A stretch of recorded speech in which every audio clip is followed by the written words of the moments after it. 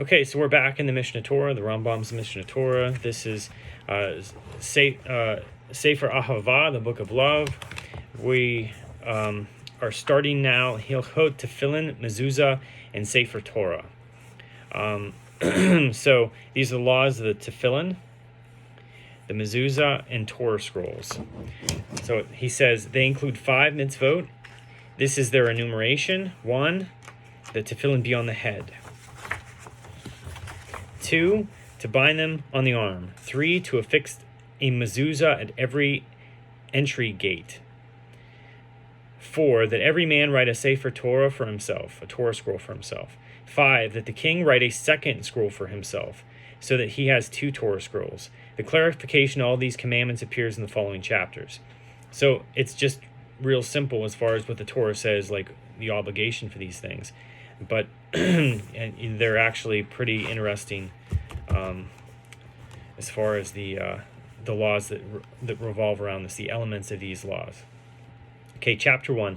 These 4 chapters, namely Kadesh Li, V'haya Ki Yivyacha in the book of Shemot, Shema, and V'haya Im Shemoah, are written individually and are covered with leather and are called Tefillin.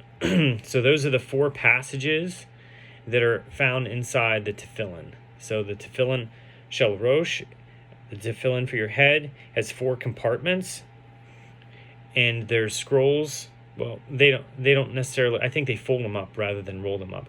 But there's four parchments that have these verses, these passages, basically these paragraphs, or what you want to call, on those each on different parchments, and they go in the compartments.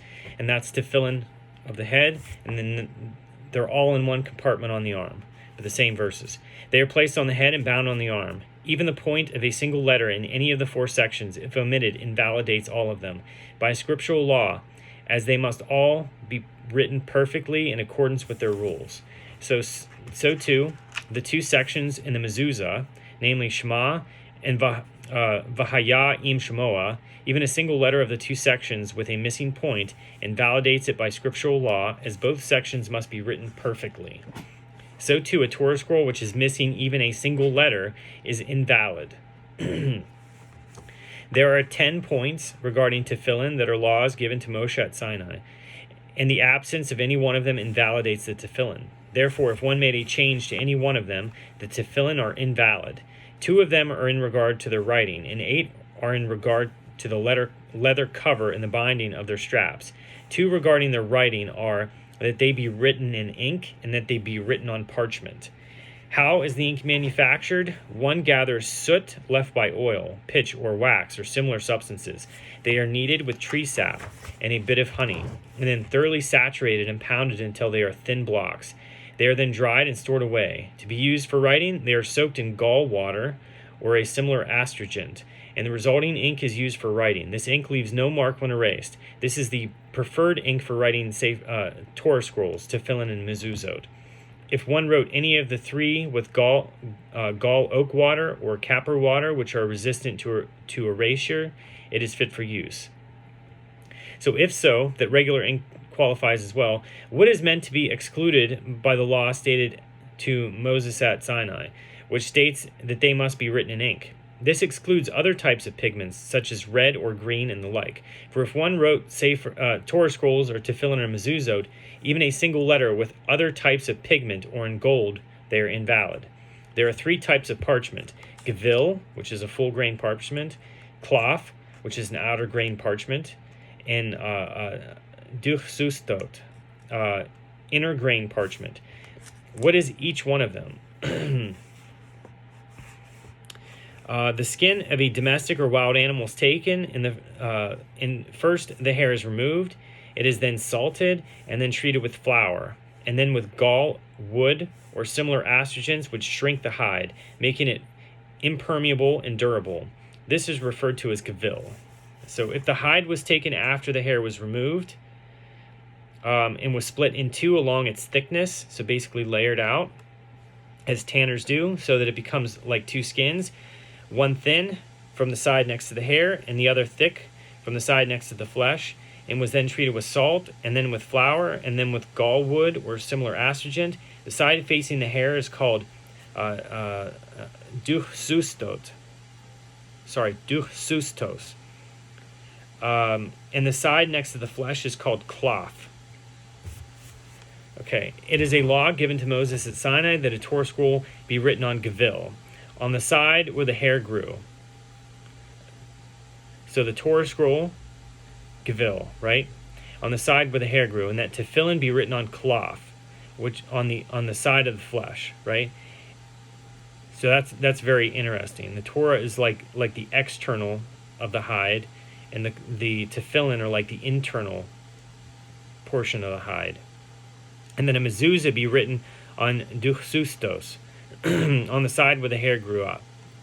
Okay, one who writes on cloth on the side of the hair, or on gevil or duchsustos on the side of the flesh, has invalidated it.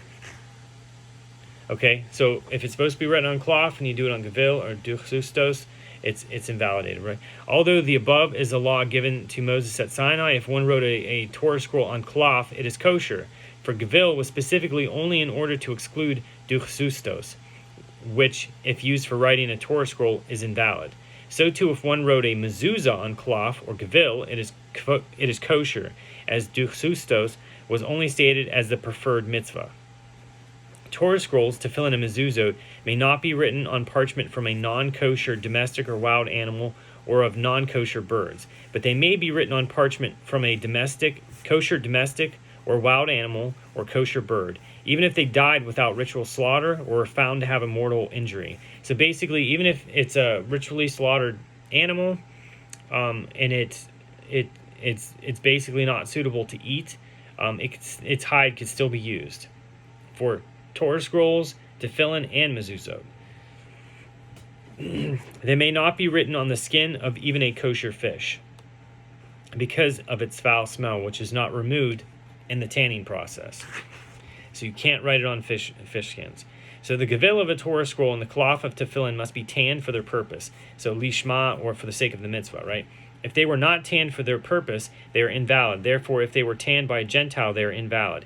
Even if we instructed him to tan this hide for the purpose of a Torah scroll, for the purpose of tefillin, they are invalid. For the Gentile acts on his own volition, not on the volition of his employer. Therefore, anything which requires action for its intended purpose, if done by a Gentile, is invalid. A mezuzah does not require tanning for its intended purpose. Okay. It is a law given to Moses at Sinai that a Torah scroll or mezuzah may only be written on rolled parchment. So tefillin, however, do not require rolled parchment, as they are covered. It is permitted to write tefillin and mezuzot without copying from a text, as these sections are regularly reviewed by all. But not even a single letter of a Sefer Torah, of Torah scroll, may be written without being copied from a text. So you have to have a copy in front of you, copy from it, and then write. Copy, write. A Torah scroll, tefillin, or mezuzot written by a heretic must be burned. So if they were written by a Gentile or an apostate Jew or an informer or a slave or a woman or a minor, they are invalid and must be hidden away. So, but only a heretic it would be burned, right? As it states, and you shall bind them, etc., and you shall write them. Only one who is charged with binding tefillin and believes in the mitzvah may write them. So if they were found in the possession of a heretic and their writing is unknown, they should be hidden away. Well, if they were found in the possession of a Gentile, they are kosher. One may not purchase Torah scrolls, tefillin, or mezuzot from Gentiles for more than their value, so as not to accustom them to steal or rob them. So Torah scrolls, tefillin, and mezuzot, which were written on parchment of a non-kosher domestic or wild animal or bird, or on untanned hides, or a Torah scroll or tefillin that were written on parchment which was not tanned for their purpose, are invalid. So one writes a Torah scroll, tefillin, or mezuzot, and did not have proper intent while writing, and wrote any one of the names of Hashem that appear in them without purposeful intent, they are invalid. Therefore, when one writes Hashem's name, even if a Jewish king greets him, he should not respond. Even if one was writing 2 or 3 names of Hashem, he may stop between them and respond. You're right. If someone, it doesn't matter who they are in the world. If you're writing God's name, you continue. But if you're writing multiple, because what they would do is they would have the whole text written out, but they would leave out the section where God's name is. You would go to the mikvah, you'd purify yourself, and then you would fill in and write God's name, you'd fill in all the places in the text where God's name goes. Okay, that's why they're saying if you're writing, Hashem's name 2 or 3 times or something like that, right? So one who dips the quill to write Hashem's name should not begin with a letter of Hashem's name, but should rather begin with the preceding letter. So if one forgot to write Hashem's name, he may write it above, between the lines. However, if one wrote part of Hashem's name in the line and part above the line, the Torah scroll is invalid. Regarding other words, if one forgot, he may write part of the word in the line and part of it above. To what does this apply? To a Torah scroll. But in Mezuzot and Tefillin, not even a single letter may be written above the line. Rather, if even one letter was forgotten, one must hide away what has been written and write a new one. It is permitted to write Hashem's name on a place where the ink has been scratched off after drying or has been erased prior to drying, in any one of them. So scribes who write Torah scrolls, Tefillin, and Mezuzot may not turn the sheet of parchment on its written face. They must rather spread a cloth over it or fold it over, right? So if it's on your desktop or wherever you write, it has to always face up. You never flip it over. You get something to cover it, right? So if the scribe who wrote a Torah scroll, Tefillin, or Mezuzah says, after they are no longer in his possession, I did not write the names of Hashem which appear in them with proper intent, he is not trusted to invalidate them, but he is trusted to forfeit his entire wage. So why is he not trusted to invalidate them? It is because he may intend simply to cause loss to the purchaser or to the one who hired him, and he made this specific claim, imagining that he will only lose his fee for writing the names of Hashem by saying so. Therefore, if he says the parchment of this Torah scroll, or if these tefillin was not tanned for their purpose, since he is trusted to forfeit his wages, he is trusted to invalidate them. For everybody knows that if the parchment was not tanned for its sacred purpose, the scribe forfeits his entire fee. So tefillin and mezuzot may only be written in Asherite, Hebrew, calligraphic script. Okay, so the Ashuri script, right, in which the Torah was given to Israel. Torah scrolls were permitted to also be written in Greek script, to the exclusion of any other foreign script. Since Greek script has disappeared from the world and has become corrupted and extinct, nowadays all three may only be written Asherite Hebrew script. Okay, so some people say, like scholars will say, that script was not around. That was not like original. But if you look at the story of Daniel and the writing on the wall, he's in the court. So basically, if you had you have the ruling kingdom in the world, like the major ruling kingdom of the world, the king is sitting there, and all of a sudden something is written on the wall, and he calls all of his wise men and anybody who knew anything in his kingdom to try and decipher what that was. Why is it that he didn't understand what was written on the wall? The only way anybody would not be able to understand is if they've never seen the script before, because they have Hebrew people in their kingdom. They had probably millions of people who could read Hebrew in their kingdom. So why couldn't they read what was on the wall? I mean, even if it was in Aramaic, okay, so still they would have been able to read it.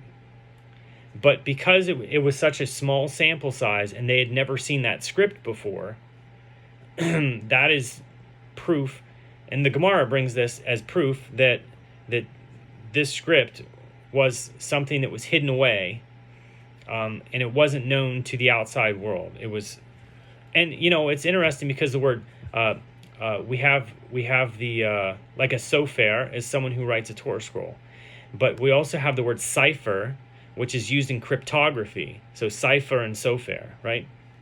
But anyway, one must take care when writing them that one letter does not adhere to the other, for any letter that is not surrounded by blank parchment on all four sides is invalid, and any letter that an average small child who is neither wise nor foolish cannot read is invalid. Therefore, one must take care with the form of the letters, that a yud not seem like a vav, or a vav like a yud, that a kaf not seem like a beit, nor a beit like a kaf, that a dalet not seem like a resh, nor a resh like a dalet, and so on with anything similar, so that the reader can read smoothly.